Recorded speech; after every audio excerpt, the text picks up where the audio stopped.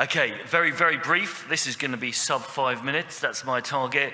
This is my go-to picture that I've had on the last couple of presentations, and this is just showing you how 2110 over WAN fits into this big picture, because every piece of interconnect going outside of a facility infrastructure, both the data plane and the control plane, that's where the application of the 2110 over WAN work is.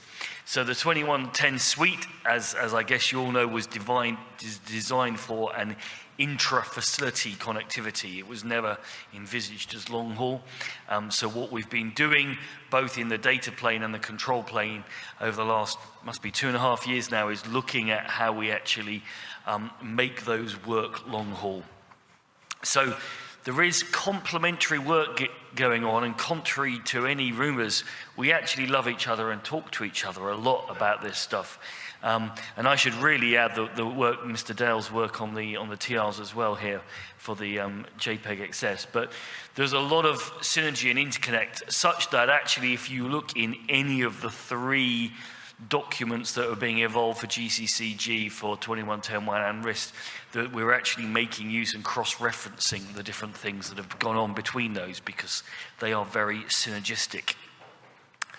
2110 over WAN, so what's it about? As I said, is connecting between any 2 wide area entities, be that a campus facility, be that a cloud infrastructure, be that a truck, whatever. It's connecting between those and making sure that we can reliably and securely actually handle both the data flows, the media flows, and the control plane. These were the key 3 scenarios we originally envisaged, and you can obviously extrapolate that to a number of different elements as is needed. So the data plane, this was the easy one. We did this first. This has actually been done and dusted for about a good 18 months now, which very basically is looking at existing techniques, again, the application of existing techniques, no reinventing of the wheel, apart from the work we did of stitching together an RTP header on GRE for tunneling, but that's been subsumed into what the RIST team have put together. So we're actually cross-referencing back now to TR06 as what we do there.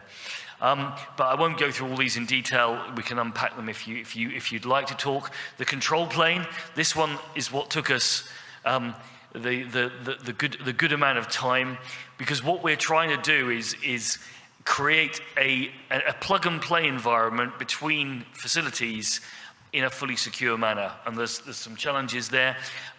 What we've done is we developed a whole load of thinking like this on what we're trying to do. I'm not again expecting you to actually look at this and understand it as we go through this, but the concept of how one facility or one entity offers capability to another, resources, and then how those are actually consumed and used dynamically.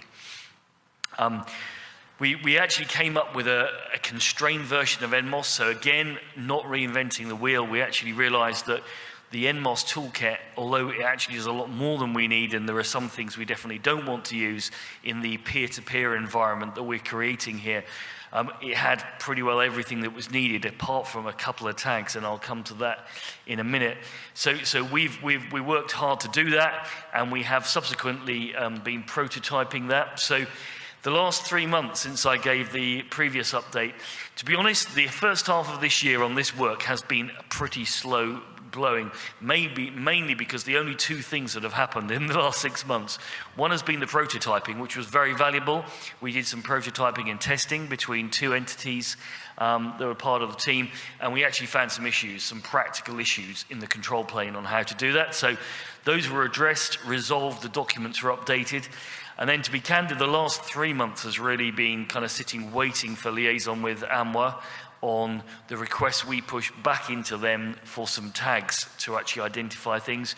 We finally actually had an AMWA response, because I did rattle their cage last week saying, we've got VidTrans next week, I need to know a status. So AMWA did respond last Friday, and some of the guys have actually looked there. So we think that we've reached the final hurdle in the last 2 or 3 days. So those 2 tiny tweaks they're suggesting, I believe we can do. We'll probably convene one final phase 1 session in the next 2 or 3 weeks at some point. But it looks like very, very imminent publishing for this piece of work. And then there is an open call, which I put out probably about 3 months ago now, for if anyone consider anything that we think needs to be done on phase 2, because there were some elements of this what we specifically said were going to be out of scope in the phase 1 work. So we're up for considering whether there's any further additions that are needed. Okay, that's it for me.